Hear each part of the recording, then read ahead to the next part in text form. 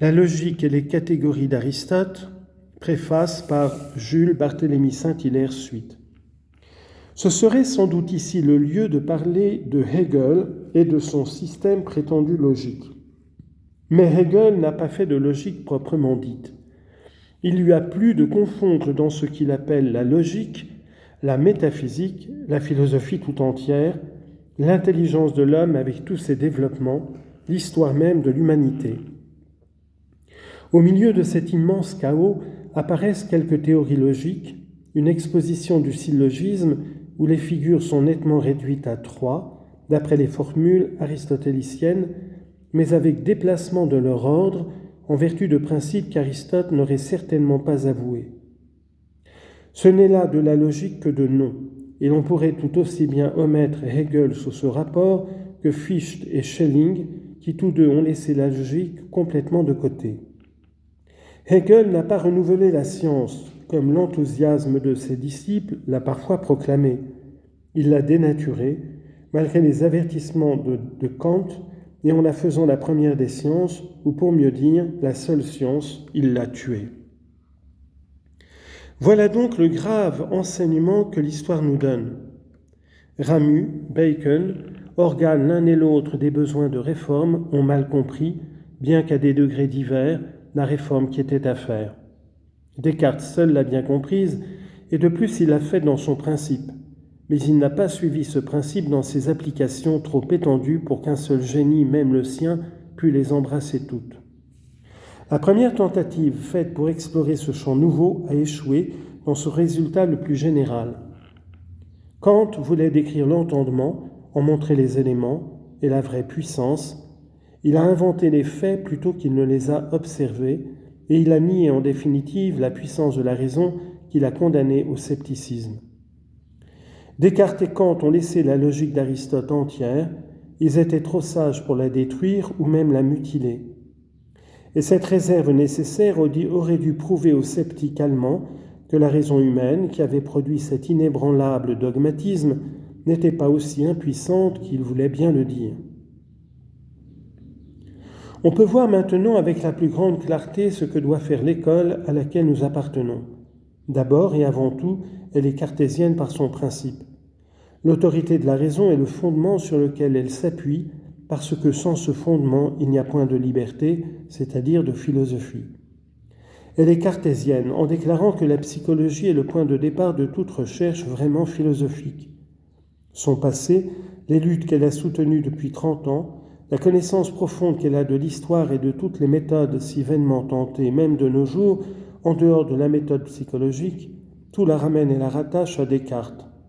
Elle s'en fait gloire. Par là, elle est sûre de continuer non pas seulement les traditions nationales qui sont fort respectables sans doute, mais qui par elles seules sont sans valeur suffisante. Mais de plus, les vraies traditions de l'humanité, dont le grand penseur du XVIIe siècle n'a été qu'un fidèle écho. Elle est sûre par là de renouer la philosophie moderne à la philosophie antique et de développer des germes dont l'accroissement depuis Socrate n'a pas un seul instant cessé au travers des évolutions les plus nombreuses et en apparence les plus diverses.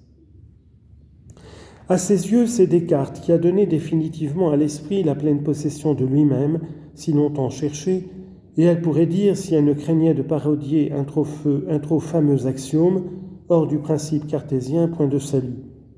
D'ailleurs, en se proclamant cartésienne, elle ne vint point substituer un joug nouveau à un joug ancien. Le principe de Descartes est la liberté même, et il n'y a point d'esclavage à reconnaître les lois de la raison. Elle ne jurera donc pas en logique par Aristote, mais si à la clarté du principe cartésien elle trouve que la logique d'Aristote est vraie, elle l'acceptera comme telle et non point comme péripatéticienne. À cette large mesure, il n'est rien dans le passé de trop grand qu'on ne puisse l'y rapporter. Et de là cet éclectisme qui n'est qu'une sentence impartiale sur les résultats de tous les systèmes, loin d'être l'adoption d'aucun d'eux. Rapprochés tous de cette lumière des lumières, s'ils trahissent leurs défauts, ils montrent aussi la part de vérité qui leur est propre. Et la méconnaître serait une injustice aussi flagrante que gratuite. Aristote et son organon n'ont rien à craindre de cet examen, quelque sévère qu'il soit. Fait en toute rigueur, il n'a pu que confirmer le jugement porté dès longtemps par l'humanité presque entière. L'école contemporaine s'est rangée à cette approbation unanime. Elle laisse quelques esprits prévenus à peu près seuls dédaigner ce grand témoignage qui est certainement l'un des plus beaux et des plus consolants spectacles que les choses humaines puissent donner. Mais si elle adopte l'organon, n'a-t-elle point à lui demander compte de la méthode qui l'a produit ? À quelle source Aristote a-t-il puisé ? À quelle autorité a-t-il emprunté ces principes puissants ? Sur quelle base repose tout cet édifice ? Le langage tout admirable qu'il est, a-t-il fourni tout seul tous les matériaux ? Les catégories, le syllogisme, comment les a-t-on découverts ? Par quel procédé régulier, irréfutable, les a-t-on obtenus ? Aristote, sur toutes ces questions, n'a rien à répondre. Il n'a point livré de secret de sa méthode. Et sans doute, par la meilleure de toutes les raisons, c'est qu'il ne l'avait pas. La philosophie de nos jours doit pouvoir le lui donner, si le principe de Descartes, si la psychologie sont aussi fécondes qu'elle le prétend et qu'elle a le droit de le prétendre. Singulière coïncidence.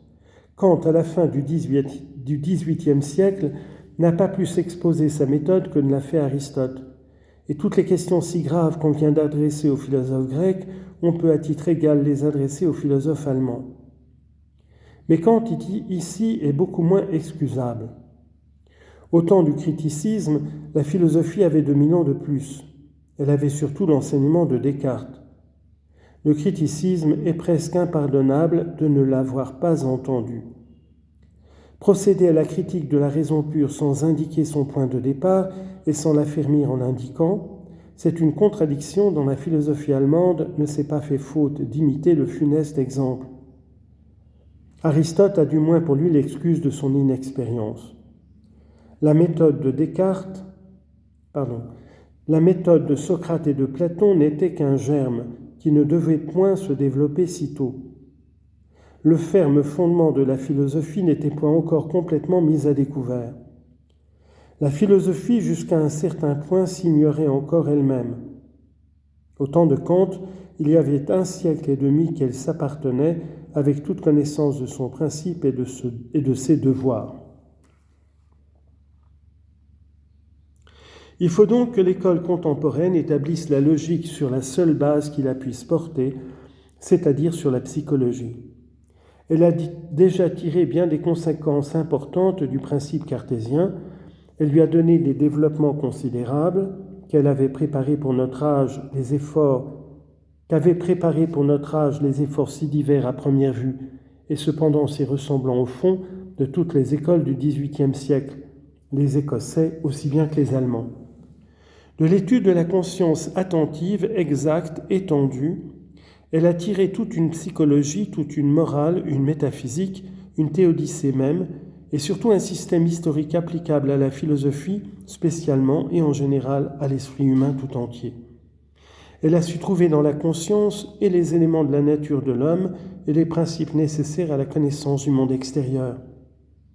Aussi loin du scepticisme que de l'idéalisme, où se perdaient quelques-uns des penseurs de nos jours, elle a su fonder un dogmatisme qui a déjà exercé une décisive influence sur la direction des esprits, et sans juger définitivement des travaux qui sont encore en voie de s'accomplir, on peut affirmer que le spiritualisme du XIXe siècle aura dû surtout sa puissance à la philosophie. C'est un appui énergique et spontané qu'elle a donné à la religion, qui devrait peut-être s'en montrer plus reconnaissante. Mais si l'école contemporaine a porté son attention la plus vive sur ces hautes et pressantes questions de la science, elle a négligé quelque peu la logique, sans d'ailleurs ressentir en rien pour elle le dessein dont l'avait poursuivi l'école sensualiste. D'heureux symptômes annoncent même déjà de meilleurs jours pour ces études. Et le syllogisme, depuis longtemps oublié dans les écoles, y a reparu pour n'en plus sortir. En dehors des écoles, des tentatives assez nombreuses ont été faites, et l'Institut de France s'est honoré en provoquant et en encourageant cette rénovation de la science.